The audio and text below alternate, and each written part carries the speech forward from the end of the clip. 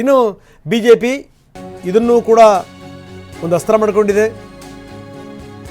CM foreign trip ಭಾಗ್ಯವನ್ನು ಕೊಡ್ತಾ ಇದ್ದಾರೆ. ಕುರ್ಚಿ ಉಳಿಸ್ಕೊಳ್ಳೋಕ್ಕೆ ಇದೆಲ್ಲದೂ ಕೂಡ ಫಾರಿನ್ ಟ್ರಿಪ್ ಭಾಗ್ಯ. ಇದು ವಿಜೇಂದ್ರ ಕಿಡಿಕಾರರುವಂಥ ರೀತಿ. ಕಾಂಗ್ರೆಸ್ ಶಾಸಕರಿಗೆ ತನ್ನ ಕುರ್ಚಿಯನ್ನು ಉಳಿಸ್ಕೊಳ್ಳುವಂತ ಸಲುವಾಗಿ ಮುಖ್ಯಮಂತ್ರಿಗಳು ವಿದೇಶ ಪ್ರವಾಸದ ಭಾಗ್ಯವನ್ನು ಕಲ್ಪಿಸೋದಕ್ಕೆ ಹೊರಟಿದ್ದಾರೆ. ಶಾಸಕರುಗಳು ಕಳೆದ 2.5 ವರ್ಷದಿಂದ ತಮ್ಮ ಅಳಲನ್ನು ತೋಡ್ಕೊಳ್ತಾ ಇದ್ದಾರೆ. ಆಡಳಿತ ಪಕ್ಷದ ಶಾಸಕರು ಸ್ವಾಮಿ ಮುಖ್ಯಮಂತ್ರಿಗಳ ಅನುದಾನ ಕೊಡಿ ಅಂತ ಕೇಳ್ತಾ ಇದ್ದಾರೆ ತಮ್ಮ ಕ್ಷೇತ್ರದ ಅಭಿವೃದ್ಧಿಗೆ.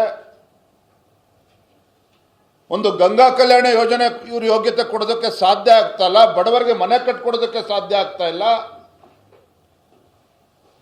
ಇದೆಲ್ಲದರ ನಡುವೆ ಶಾಸಕರಿಗೆ ತನ್ನ ಕುರ್ಚಿಯನ್ನು ಉಳಿಸ್ಕೊಳ್ಳೋದಕ್ಕೆ ವಿದೇಶಿ ಪ್ರವಾಸದ ಭಾಗ್ಯವನ್ನು ಕಲ್ಪಿಸೋದಕ್ಕೆ ಇವತ್ತು ಮುಖ್ಯಮಂತ್ರಿಗಳು ಮುಂದಾಗಿದ್ದಾರೆ. ಇಂಥ ಲಜ್ಜೆಗೆಟ್ಟ ಸರ್ಕಾರ ರಾಜ್ಯದ ಇತಿಹಾಸದಲ್ಲಿ ನೋಡಿಲ್ಲ ಅಂತೇಳಿ ಜನಸಾಮಾನ್ಯ ಮಾತನಾಡ್ತಾ ಇದ್ದಾರೆ. ಫಾರಿನ್ ಟೂರ್ ವಿಚಾರಕ್ಕೆ ಸಂಬಂಧಪಟ್ಟಂಗೆ ಅಶೋಕ್ ಪ್ರತಿಕ್ರಿಯೆ ಕೊಟ್ಟಿದ್ದಾರೆ. ಮೊದಲೇ ಕೈಯಲ್ಲಿ ದುಡ್ಡಿಲ್ಲ, ಅಭಿವೃದ್ಧಿಗೆ ಹಣ ಇಲ್ಲ. ಯಾಕಂದರೆ ಶಾಸಕರುಗಳಿಗೆ 10 ಪ್ರಶ್ನೆಗಳನ್ನು ಕೇಳ್ತಾರೆ ಜನರು. ಹೀಗಾಗಿ ಇಲ್ಲಿದ್ದೇನು ಮಾಡಬೇಕು, ಅದಕ್ಕೋಸ್ಕರ ಇವರು ಫಾರಿನ್ ಟೂರ್ ಹೋಗ್ತಾ ಇದ್ದಾರೆ ಅಂತಾರೆ ಅಶೋಕ್. ಮ್ಯೂಸಿಕಲ್ ಮುಖ್ಯಮಂತ್ರಿಗಳ ಅಧಿಕಾರ ಮ್ಯೂಸಿಕಲ್ ಚೇರ್ ನಡೀತಾ ಇದ್ರು ಕೂಡ ಫಾರಿನ್ ಟ್ರಿಪ್ ಸರ್ಕಾರ ದಿವಾಳಿ ಆಗಿದೆ, ಅಭಿವೃದ್ಧಿಗೆ ಹಣ ಇಲ್ಲ. ಅದಕ್ಕೆ ಕಾಂಗ್ರೆಸ್ MLAಗಳೆಲ್ಲ ತೀರ್ಮಾನ ಮಾಡಿದ್ದಾರೆ. ಇಲ್ಲಿದ್ದೇನು ನಾವೇನು ಮಾಡಬೇಕು?